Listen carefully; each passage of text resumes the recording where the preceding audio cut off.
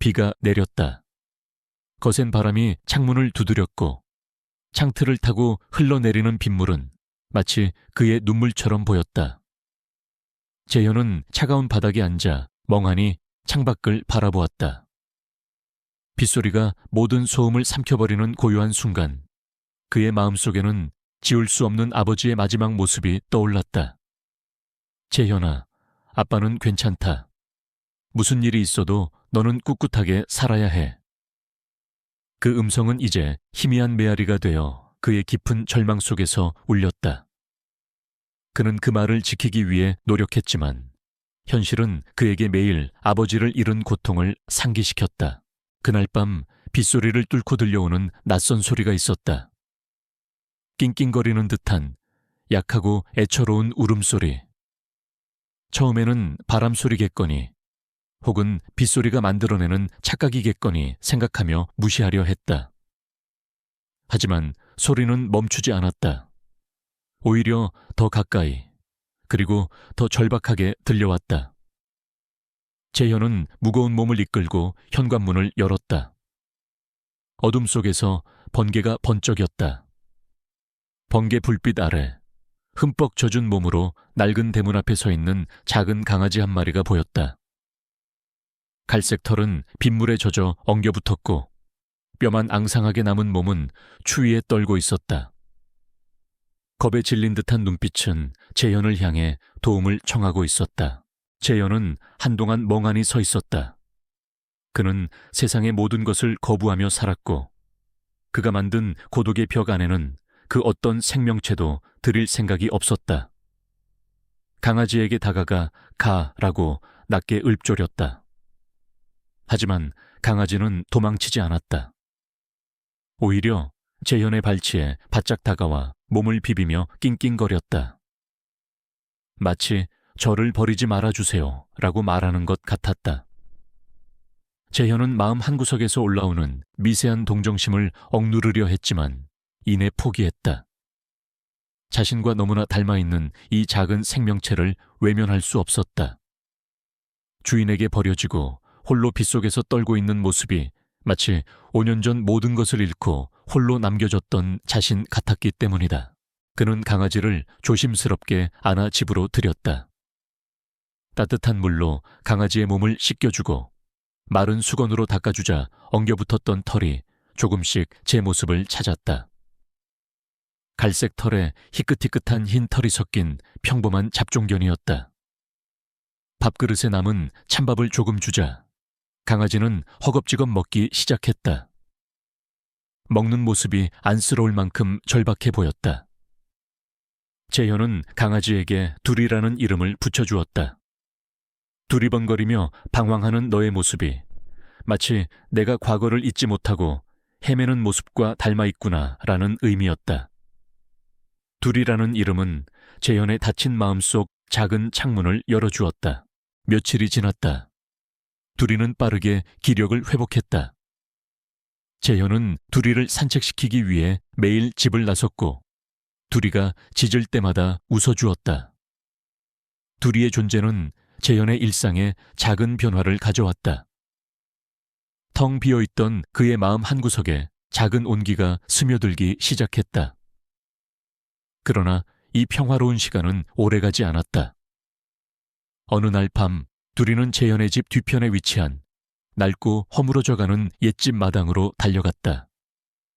그곳은 5년 전 아버지가 돌아가시기 전까지 살았던 곳이자 재현이 과거의 고통 때문에 단 한 번도 발을 들이지 않았던 공간이었다.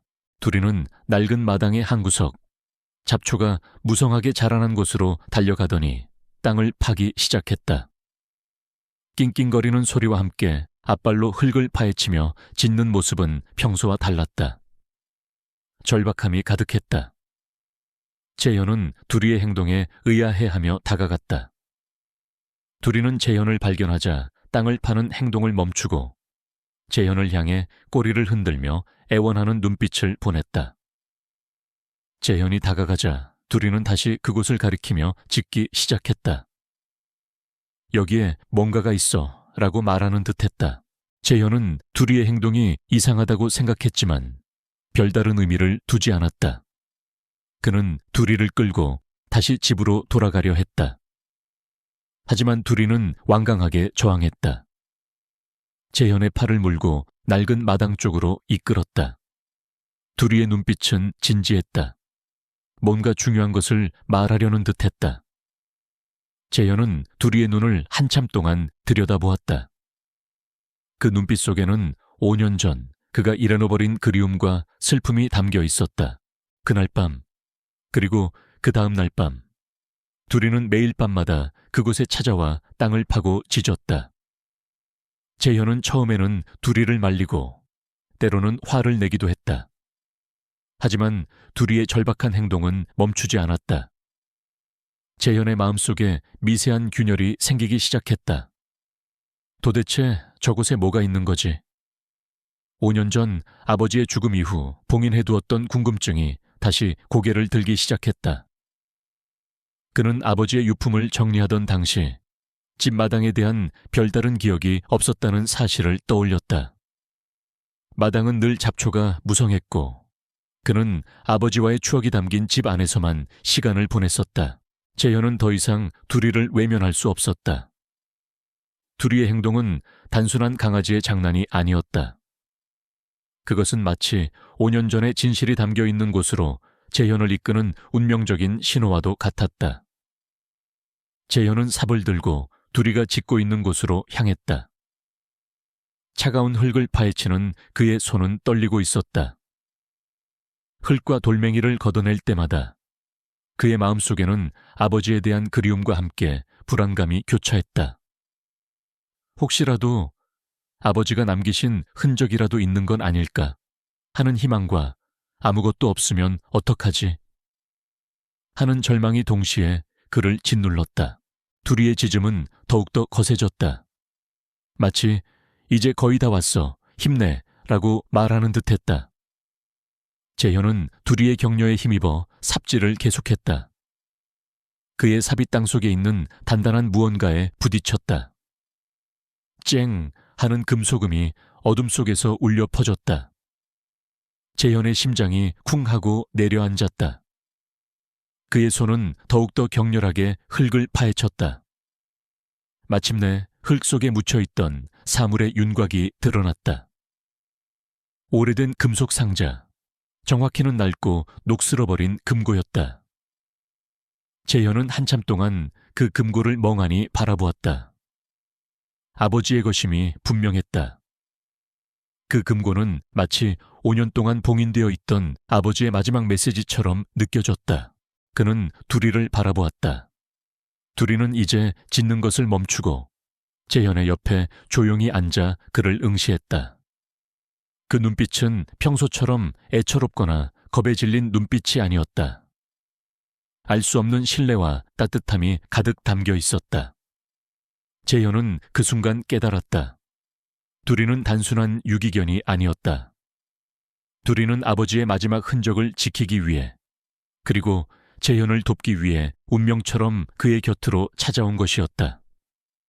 5년 동안 닫아두었던 그의 마음속 창문이 활짝 열리는 순간이었다.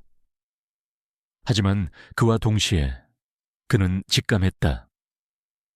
이 금고 안에는 단순한 추억만이 아닌 5년 전 아버지를 죽음으로 몰고 간 비극의 진실이 담겨 있을 것이라는 불길한 예감을 떨칠 수 없었다.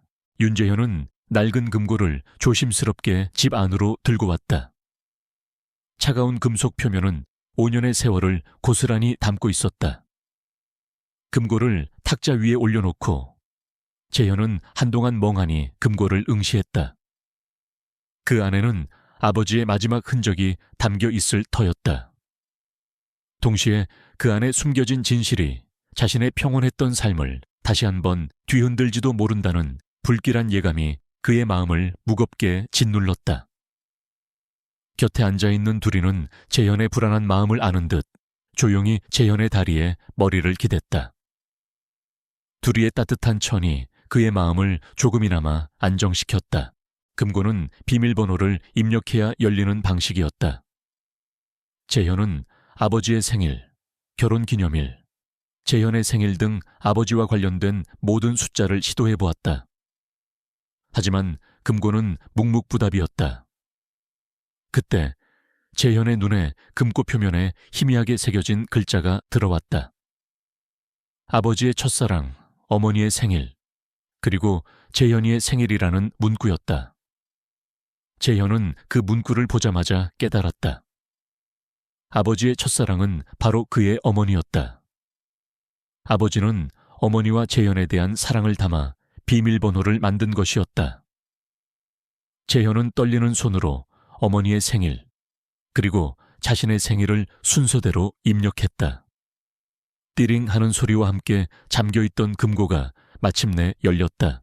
금고 안에는 낡은 가죽 수첩 한 권과 USB 하나가 들어있었다. 재현은 먼저 수첩을 집어들었다. 수첩에는 아버지의 필체로 빼곡하게 기록된 내용들이 담겨 있었다. 처음 몇 페이지는 아버지의 일상적인 생각이나 가족에 대한 사랑이 담긴 내용이었다. 하지만 페이지를 넘길수록 내용은 점점 더 심각해졌다. 아버지의 회사가 진행하던 대규모 사업, 그리고 그 사업에 관련된 경원그룹이라는 이름이 여러 번 등장했다. 아버지의 기록에 따르면 경원그룹은 사업 입찰 과정에서 불법적인 로비를 벌였고 그 과정에서 수많은 비리와 횡령을 저질렀다. 아버지는 그들의 부정을 막으려 했고 그 때문에 경원그룹의 강석진 회장으로부터 지속적인 협박에 시달리고 있었다. 강석진은 회사를 넘어 내 가족까지 위협하고 있다. 재현아, 만약 아빠에게 무슨 일이 생긴다면 이 기록들을 꼭 세상에 알려줘. 아빠는 너를 사랑한다. 재현은 마지막 페이지에 적힌 아버지의 글을 읽고 충격에 휩싸였다. 5년 전 아버지는 단순히 회사에서 횡령을 저지르다 적발되어 스스로 목숨을 끊은 것으로 알려져 있었다. 하지만 수첩의 내용은 그 모든 것이 경원그룹 강석진 회장이 꾸며낸 조작된 진실이었음을 암시하고 있었다. 재현은 손에 쥔 수첩이 진실을 향한 열쇠라는 것을 직감했다. 그는 즉시 USB를 컴퓨터에 연결했다. USB 안에는 5년 전 아버지의 회사 관련 서류와 함께 경원그룹의 불법 비리를 증명하는 녹취록, 그리고 당시 사건과 관련된 인물들의 이름이 담긴 파일들이 들어있었다. 파일들의 내용은 충격적이었다. 강석진 회장이 아버지에게 협박을 가하는 내용의 녹취록, 당시 아버지를 압박했던 경원그룹의 측근들, 그리고 아버지를 도와주려다 오히려 해고당한 몇몇 사람들의 명단까지. 재현의 아버지는 모든 것을 예상하고 자신의 목숨과 바꿔서라도 진실을 지키려 했던 것이었다. 모든 퍼즐 조각이 맞춰지자 5년 전의 비극이 더욱 선명하게 다가왔다. 아버지는 횡령을 저지른 사람이 아니었다. 오히려 회사의 부정부패를 막으려 했던 의로운 사람이었다. 하지만 강석진 회장은 막강한 권력과 돈으로 아버지를 위기에 몰아넣고 그의 죽음까지 조작했다. 재현은 아버지의 억울함에 분노하며 자신의 무지함에 깊은 죄책감을 느꼈다. 5년 동안 아버지를 오해하며 살아왔던 시간들이 너무나 고통스러웠다. 둘이는 그런 재현의 마음을 위로하듯 그의 품에 파고들었다. 분노와 슬픔이 뒤섞인 감정 속에서 재현은 결심했다. 아버지의 억울함을 풀고 강석진 회장의 추악한 진실을 반드시 세상에 밝히겠다고. 그리고 그 시작은 아버지의 수첩에 적힌 인물들을 찾아가는 것부터였다. 재현은 먼저 아버지와 가장 가까웠던 사람, 당시 사건을 취재했던 기자 박성철을 찾아갔다. 박성철 기자는 경원그룹의 압력으로 언론사에서 해고당한 뒤 현재는 작은 동네 신문사에서 일하고 있었다. 낡은 신문사 사무실, 재현은 박성철 기자와 마주 앉았다. 박 기자는 재현을 보고 놀라움을 감추지 못했다. 윤 사장님 아들이구나. 많이 컸네. 박 기자는 재현에게 따뜻한 미소를 보냈지만 재현의 눈에는 그의 미소 뒤에 숨겨진 깊은 피로와 체념이 보였다.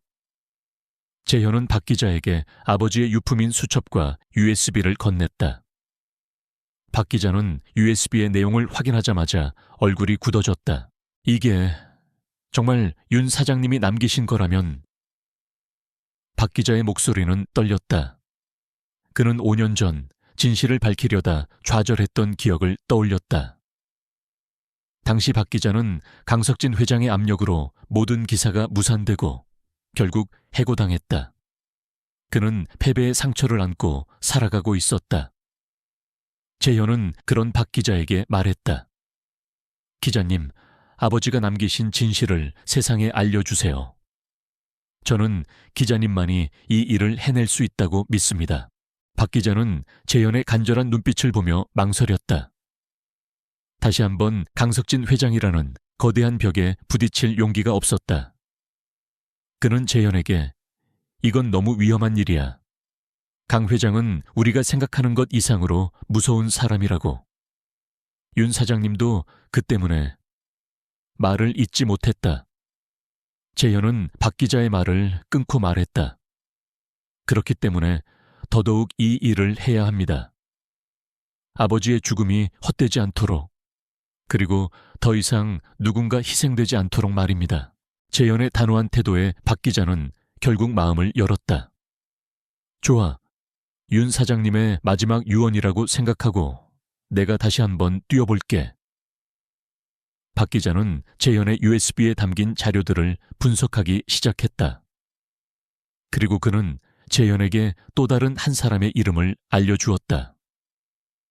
당시 아버지의 변호를 맡았지만 강석진 회장의 회유와 협박에 넘어가 아버지를 배신했던 서영호 변호사였다. 서 변호사는 그 죄책감에 시달려 변호사 일을 그만두고 지금은 작은 시골 마을에서 홀로 살고 있다고 했다. 재현은 박 기자의 도움을 받아 서 변호사를 찾아가기로 결심했다. 그가 가진 진실이 아직 남아있을지도 모른다는 희망을 품고서 낡은 트럭의 엔진 소리가 시골길의 고요를 갈랐다. 윤재현은 조수석에 앉아 창밖을 바라보았다. 멀어지는 도시의 풍경은 5년 전 그가 도망쳐왔던 과거와 겹쳐 보였다. 박성철 기자의 도움으로 서영호 변호사의 거처를 알아낸 재현은 더 이상 숨지 않고 과거의 진실을 마주하기 위해 직접 길을 나섰다. 둘이는 재현의 발치에 앉아 조용히 창밖을 내다보았다. 낯선 풍경에도 둘이는 불안해하는 기색 없이 재현의 곁을 지켰다. 마치 이 모든 여정의 시작부터 함께해온 든든한 동행자처럼. 서영호 변호사의 집은 인적이 드문 산골 마을에 위치해 있었다.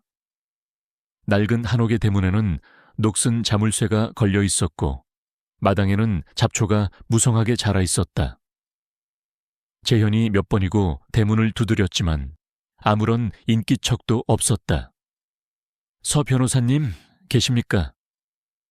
재현의 목소리가 텅 빈 집 마당에 공허하게 울렸다.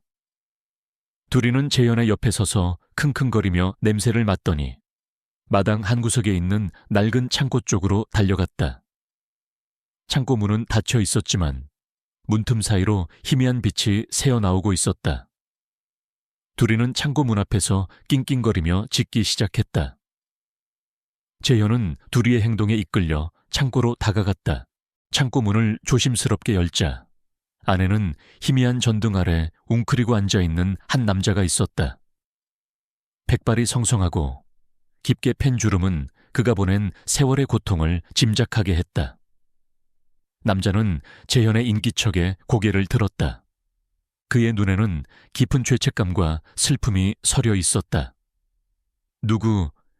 누구십니까? 남자의 목소리는 힘이 없었다. 서영호 변호사님 맞으십니까? 저는 윤태준 사장님의 아들 윤재현입니다. 재현의 말에 남자의 눈동자가 흔들렸다. 서 변호사는 몸을 움찔하더니 재현을 피해 창고 구석으로 몸을 숨겼다. 가시오. 저는 모르는 일입니다. 당신 아버지에 대해 할 말도 없고 들을 말도 없습니다. 서 변호사는 재현의 눈을 피하며 끊임없이 거부했다. 그는 5년 전 아버지를 배신한 죄책감에 평생을 시달려왔다. 강석진 회장이 건넨 돈과 권력의 유혹에 넘어가 아버지를 위한 결정적인 증거를 숨겼다. 그 결과 아버지는 누명과 함께 죽음을 맞았고 서 변호사는 그 죄책감을 견디지 못해 모든 것을 버리고 이곳으로 도망쳐 온 것이었다.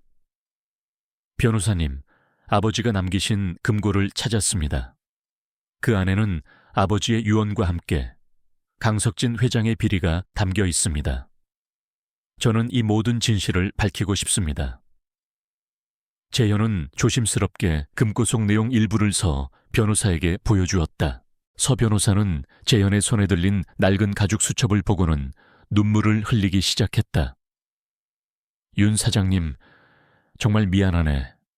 내가 그 죄를 평생 지고 살았네.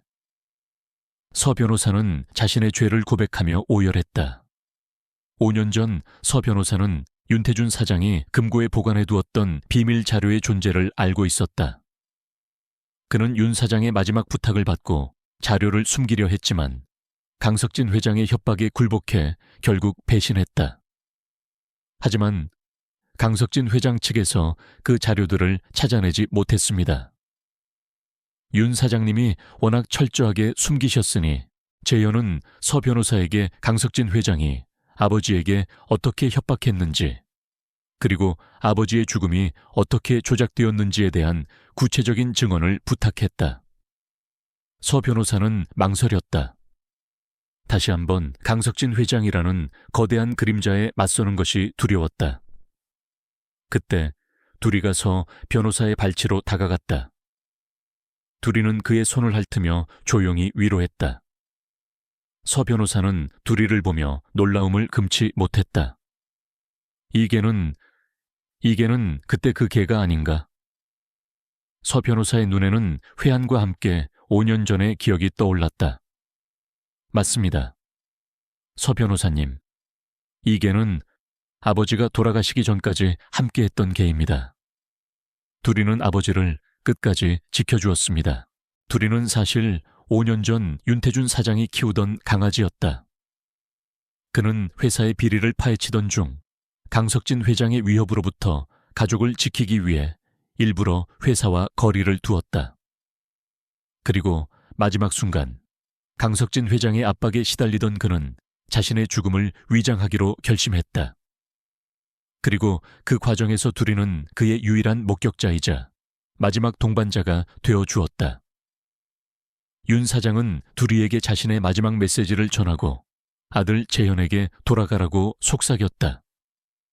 그 후 두리는 윤태준 사장의 죽음을 지켜보았고 그가 숨긴 금고의 위치를 알게 되었다. 하지만 어린 강아지였던 두리는 재현을 찾지 못하고 한동안 떠돌았다.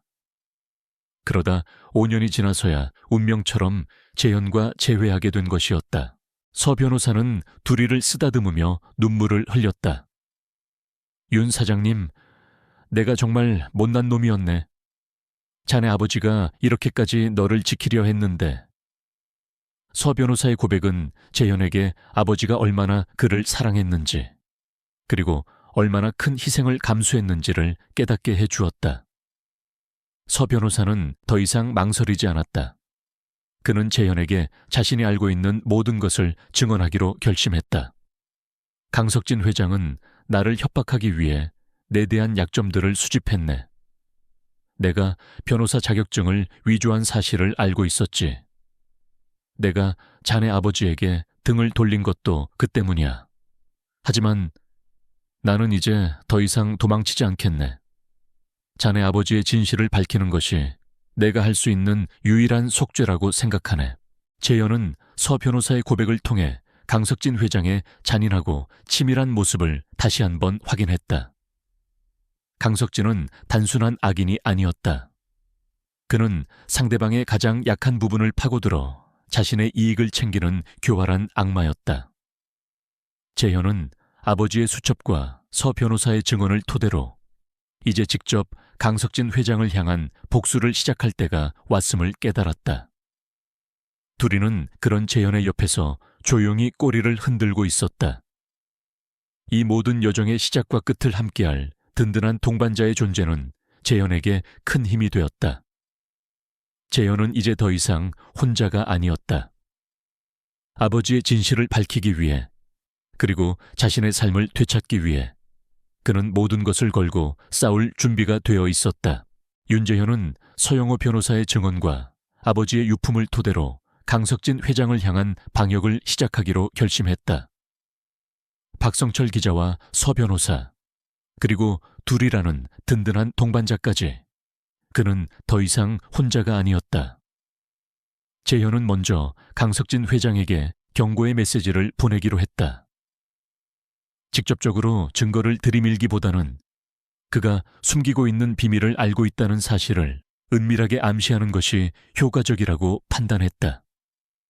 그는 아버지의 수첩에 기록된 내용 중 강 회장이 가장 민감하게 반응할 만한 부분을 발췌하여 익명의 이메일로 강 회장에게 보냈다.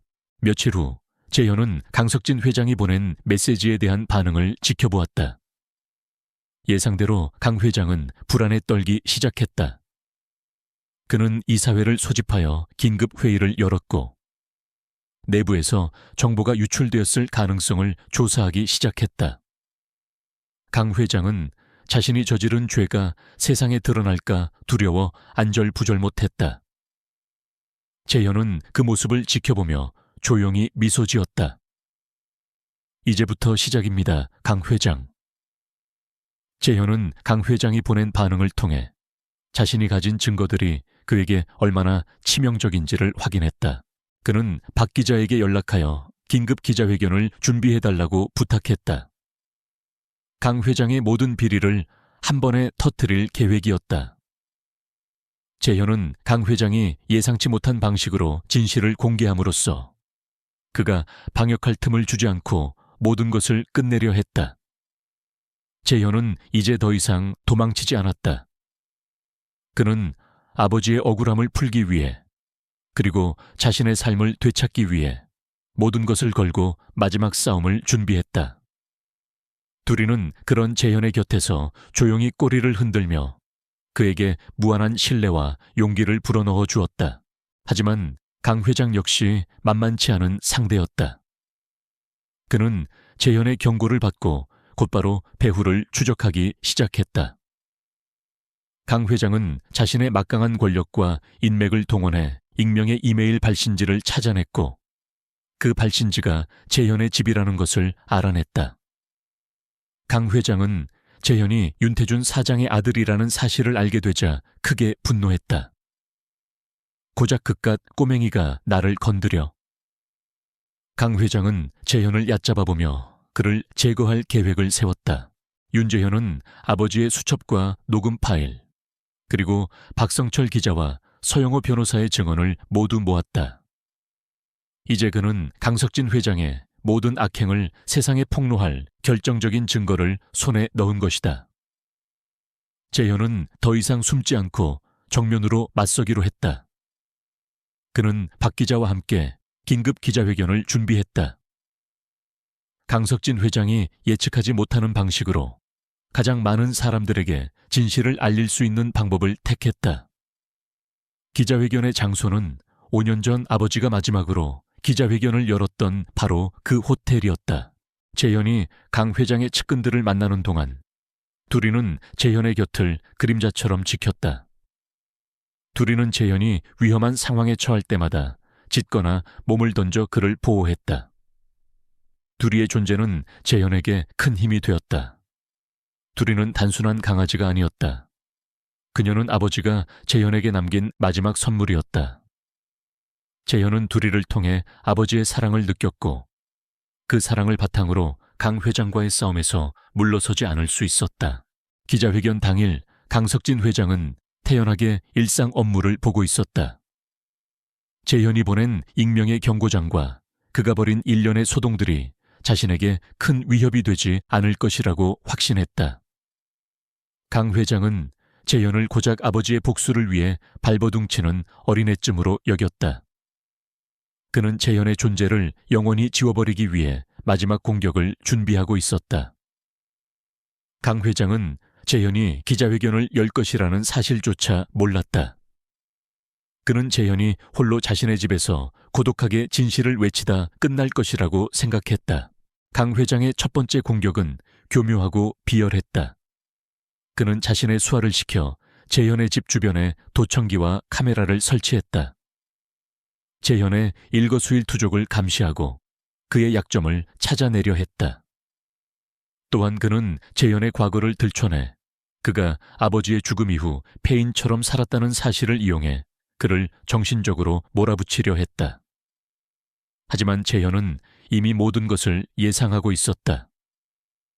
박 기자의 도움으로 그는 강 회장의 감시망을 역이용했다. 재현은 강 회장에게 거짓 정보를 흘리거나 중요하지 않은 대화를 일부러 노출시키며 그를 혼란에 빠뜨렸다. 기자회견이 시작되었다. 재현은 마이크 앞에 섰다. 5년 전 아버지의 죽음 이후 처음으로 사람들 앞에 선 재현의 모습은 굳건하고 당당했다. 그의 곁에는 둘이가 조용히 앉아 재현을 응시하고 있었다. 재현은 심장이 터질 것 같은 긴장감을 애써 누르며 담담한 목소리로 말을 시작했다. 안녕하십니까. 저는 5년 전 경원그룹의 비리를 폭로하려다 돌아가신 윤태준 사장님의 아들 윤재현입니다. 재현의 말에 기자들은 술렁였다. 그들은 재현의 등장을 예상치 못했다. 어느 날 저녁, 재현은 아버지의 수첩에 적힌 마지막 인물, 정수혁을 찾아갔다. 정수혁은 아버지와 가장 가까웠던 친구이자 동료였다. 하지만 그는 5년 전 아버지의 죽음 이후 홀연히 자취를 감추었다.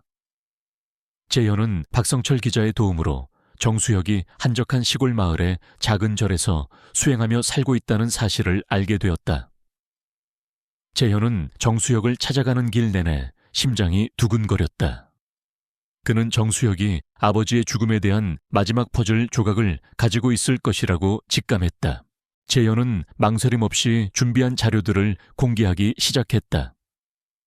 그는 아버지의 수첩에 기록된 경원그룹의 불법 비리, 횡령, 그리고 강석진 회장의 협박 내용을 낭독했다.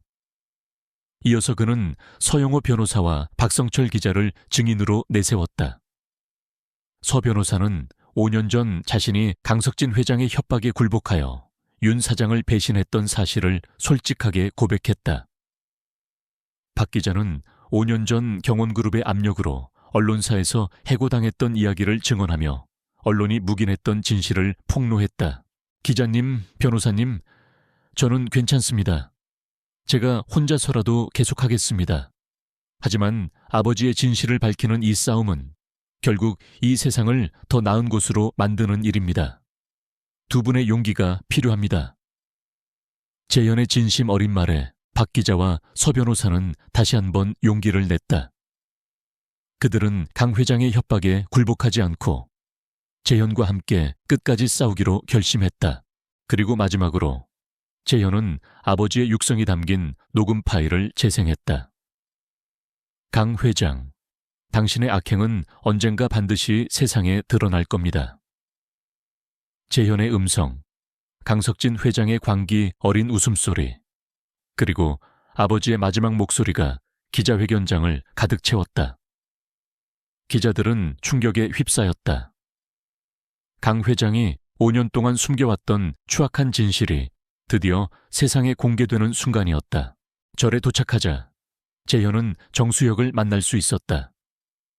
정수혁은 5년 전에 젊고 패기 넘치던 모습과는 달리 초췌하고 늙어 보였다. 그의 눈에는 깊은 슬픔과 후회가 서려 있었다. 정수혁은 재현을 보자마자 고개를 숙였다. 재현아, 미안하다. 내가 그때 자네 아버지를 지키지 못했네. 정수혁의 목소리는 떨렸다. 그는 5년 동안 죄책감에 시달리며 이곳에서 속죄의 시간을 보내고 있었다. 기자회견이 진행되는 동안 강석진 회장은 회장실에서 이 모든 상황을 실시간으로 지켜보고 있었다. 재현의 등장, 서 변호사와 박 기자의 증언, 그리고 아버지의 마지막 목소리가 담긴 녹음 파일까지. 강 회장은 믿을 수 없다는 듯 비명을 질렀다. 말도 안 돼. 어떻게 그 자료들이 아직 남아있는 거야? 그의 얼굴은 분노와 공포로 일그러졌다. 강 회장은 재현을 향해 욕설을 퍼부으며 그를 제거하려 했다. 그는 경호원들에게 재현을 당장 잡아오라고 명령했다.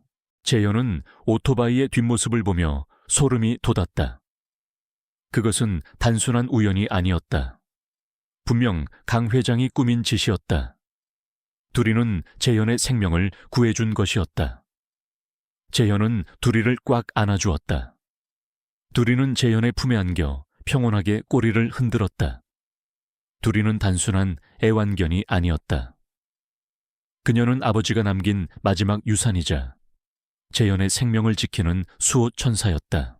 하지만 때는 이미 늦었다. 재현의 기자회견은 이미 전국의 모든 언론을 통해 생중계되고 있었다. 경찰과 검찰은 재현의 증거를 토대로 강석진 회장에 대한 긴급 체포 영장을 발부했다. 강 회장은 자신의 측근들이 모두 등을 돌리고 경찰들이 자신의 사무실로 들이닥치는 모습을 보며 절망했다. 그는 권력과 돈으로 쌓아 올린 자신의 제국이 한순간에 무너지는 것을 보며 망견자실했다. 강 회장은 결국 저항하지 않고 경찰에 체포되었다. 정수혁은 재현에게 모든 것을 털어놓았다. 5년 전 강석진 회장은 윤태준 사장을 제거하기 위해 치밀한 계획을 세웠다. 그는 윤태준 사장의 회사 자금 횡령 사실을 조작하고 그에게 모든 죄를 뒤집어 씌우려 했다. 윤태준 사장은 모든 것을 알고 있었다. 그는 자신이 희생되더라도 가족을 지켜야 한다고 생각했다. 그는 정수혁에게 마지막으로 금고를 숨길 것을 부탁했다. 그리고 강석진 회장의 협박에 굴복하지 않고 스스로 죽음을 택했다. 그것은 강석진 회장의 악행을 세상에 폭로하기 위한 마지막 투쟁이었다. 재현은 기자회견을 마치고 나오는 길에 수많은 기자들과 시민들의 박수를 받았다. 그의 눈에는 눈물이 흘렀다. 그것은 복수의 눈물이 아니었다. 5년 동안 아버지의 억울함을 풀기 위해 싸워온 지난날의 고통과 희생에 대한 눈물이었다. 두리는 재현의 옆에서 조용히 꼬리를 흔들었다. 재현은 두리를 꽉 안아주었다. 두리야, 우리가 해냈어. 아버지가 이제 편히 쉬실 수 있을 거야. 두리는 재현의 품에 안겨 따뜻한 숨결을 내쉬었다. 재현은 강 회장의 공격에 맞서기 위해 더욱 치밀한 계획을 세웠다. 그는 강 회장의 측근들을 하나씩 만나 그의 약점을 파고들었다. 그는 강 회장의 비리를 알고 있으면서도 침묵했던 사람들을 찾아가 그들이 침묵할 수밖에 없었던 이유와 약점을 파악했다. 재현은 그들의 약점을 이용해 강 회장으로부터 등을 돌리도록 유도했다. 그는 강 회장이 휘두르는 권력에 겁먹고 침묵했던 사람들에게 진실을 이야기하고 그들에게 용기를 북돋아 주었다. 매일 밤 어둠이 짙게 깔리면 윤재현은 자신이 5년 전 그날 이후로 멈춰버린 세상에 갇혀 있다고 느꼈다. 서울의 화려한 도시 불빛과는 한참 떨어진 한적한 교외, 낡고 허름한 단독주택의 좁은 방. 그곳이 그의 전부였다. 방 안에는 먼지가 희미하게 쌓인 책들과 켜지지 않는 텔레비전, 그리고 텅 빈 마음뿐이었다. 5년 전 아버지의 비극적인 죽음과 함께 모든 것을 잃은 그는 세상을 향한 모든 창문을 닫았다. 사람들의 위선적인 위로, 동정의 시선, 그리고 끊임없이 과거를 파헤치려 드는 세상의 잔인함으로부터 도망치듯 이곳으로 숨어들었다. 자네 아버지는 자신의 죽음을 통해 강 회장에게 복수하려 했네. 그는 자신이 죽으면 강 회장이 방심할 것이라고 생각했지. 그리고 자네에게 마지막 유품을 남겨 진실을 밝힐 기회를 주려 했네. 정수혁의 말에 재현은 충격에 휩싸였다. 아버지는 단순히 비극의 희생자가 아니었다. 그는 용감하게 불의에 맞서 싸우다 희생된 영웅이었다. 재현은 아버지의 희생을 깨닫고 눈물을 흘렸다. 아버지가 이렇게까지. 강석진 회장의 몰락 이후 윤재현의 삶은 완전히 새로운 국면을 맞이했다. 5년 동안 그를 짓눌렀던 무거운 짐이 사라지자 그의 마음에는 비로소 평화가 찾아왔다. 그는 더 이상 과거에 갇혀 사는 외로운 청년이 아니었다. 재현은 아버지의 억울함을 풀기 위해 시작했던 싸움 속에서 잃어버렸던 자신을 되찾았다. 그는 아버지의 회사에서 일했던 옛 동료들을 만나 진실을 알리고 그들과 함께 아버지의 못다 이룬 꿈을 이어가기로 했다. 어느 날 밤 재현은 둘이와 함께 산책을 나섰다. 평소처럼 조용히 걷고 있는데 둘이가 갑자기 맹렬하게 짖기 시작했다. 재현은 둘이의 짖음이 심상치 않음을 직감했다. 둘이는 재현을 길 한쪽 구석으로 끌고 가더니 멈춰서서 앞을 가로막았다. 둘이의 눈은 마치 이 길로 가면 위험해 라고 말하는 듯했다. 재현은 둘이의 경고를 믿고 다른 길로 발걸음을 돌렸다. 그가 원래 가려던 길을 돌아가자 어둠 속에서 오토바이 한 대가 굉음을 내며 빠르게 달려와 그가 방금 전 서 있던 자리를 스쳐 지나갔다. 만약 둘이가 그를 막지 않았다면 재현은 그 오토바이에 치일 뻔했다. 재현은 아버지가 남겨주신 금고속 자료들을 토대로 회사를 재건하기 시작했다. 박성철 기자와 서영호 변호사도 재현의 든든한 조력자가 되어주었다. 박 기자는 재현의 재건 스토리를 세상에 알리며 여론의 지지를 이끌어냈고 서 변호사는 회사의 법률 자문을 맡아 재건에 필요한 모든 절차를 도왔다. 그들의 도움 덕분에 재현은 아버지의 회사를 투명하고 정직한 기업으로 다시 세울 수 있었다. 정수혁은 재현에게 마지막으로 중요한 이야기를 했다. 자네 아버지는 강 회장의 협박을 녹음해 두었네. 그 녹음 파일이 마지막 남은 결정적인 증거일 거야. 그 녹음 파일은 자네 아버지의 집에 있었네. 정수혁은 5년 전 윤태준 사장의 부탁을 받고 그 녹음 파일을 숨겨두었다. 하지만 강 회장의 감시가 너무 심해 그는 파일을 되찾을 수 없었다. 정수혁은 그 파일을 어디에 숨겨두었는지 재현에게 자세하게 알려주었다. 그곳은 바로 5년 전 재현이 살았던 이제는 낡고 허물어져가는 옛집이었다. 둘이는 재현의 곁을 한시도 떠나지 않았다. 재현이 사무실에서 일할 때도 집에서 휴식을 취할 때도 둘이는 항상 재현의 발치에 앉아 조용히 그를 지켜보았다.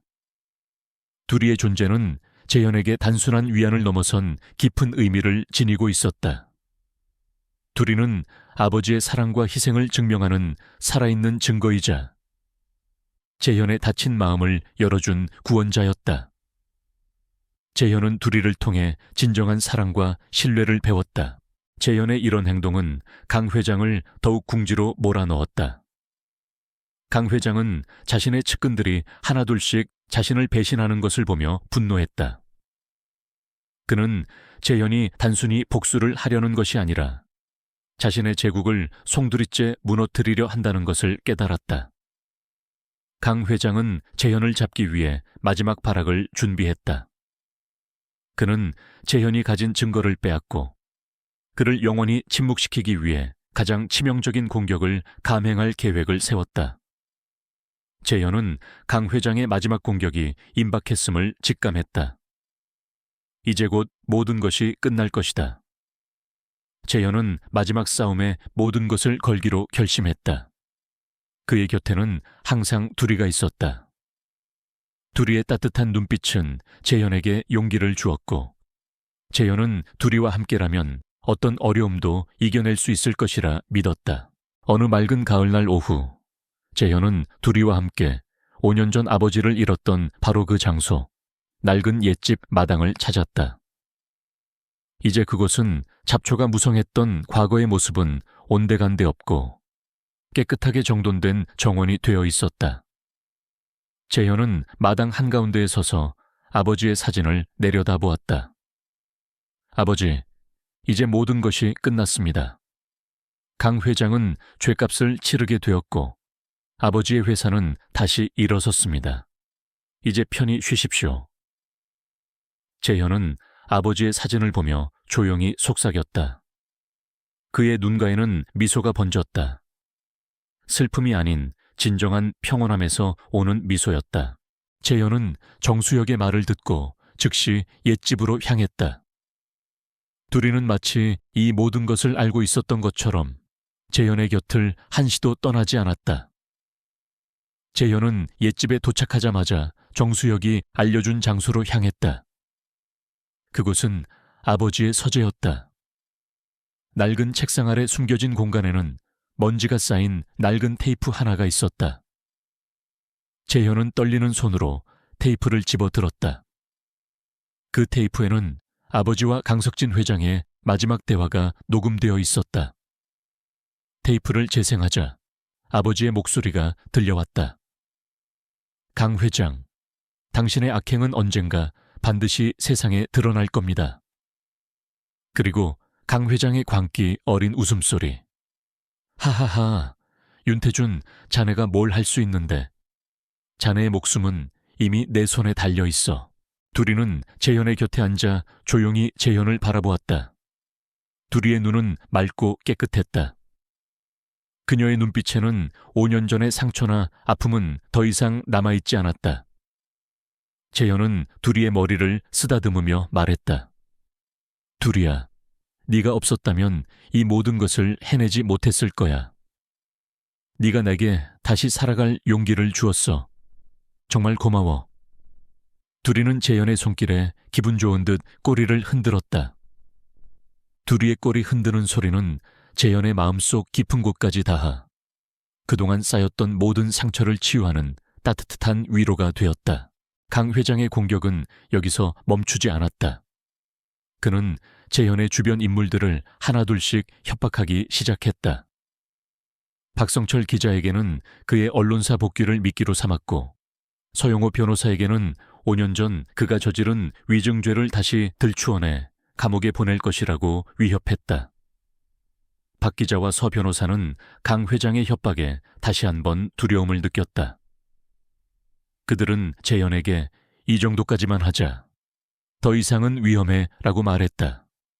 재현은 그들의 두려움을 이해했다. 하지만 그는 포기할 수 없었다. 아버지의 억울함을 풀기 전까지는 멈출 수 없었다. 재현은 5년 전 멈춰버렸던 자신의 삶을 다시 시작했다.